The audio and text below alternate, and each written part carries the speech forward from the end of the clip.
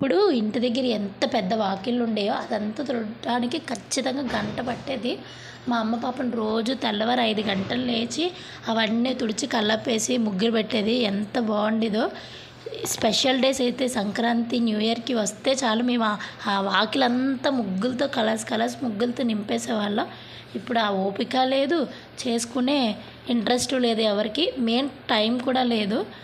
అందుకే ఇప్పుడు మ్యాక్సిమం అందరూ డెవలప్మెంట్కి ఇచ్చేస్తున్నారు. కానీ అందరూ ఆలోచించేది ఏంటంటే కార్ పార్కింగ్ ఉందా, బైక్ పార్కింగ్ ఉందా అని చూస్తున్నారు. కానీ ఎవరు ఇంత స్పెషల్గా ఇవ్వట్లేదు. ఎందుకంటే ఇప్పుడు ఎవరికి అంత టైం లేదు వాటిని ఊడ్చి చేసి చెన్నేంత.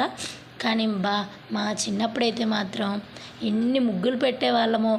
పైగా సంక్రాంతి, న్యూ ఇయర్ టైంలోని పట్టుదలమాట, తనకన్నా నా ముగ్గే బాగుండాలి, వాళ్ళ వాకిల్లో కన్నా మన ముగ్గే పెద్దగా ఉండాలి అని.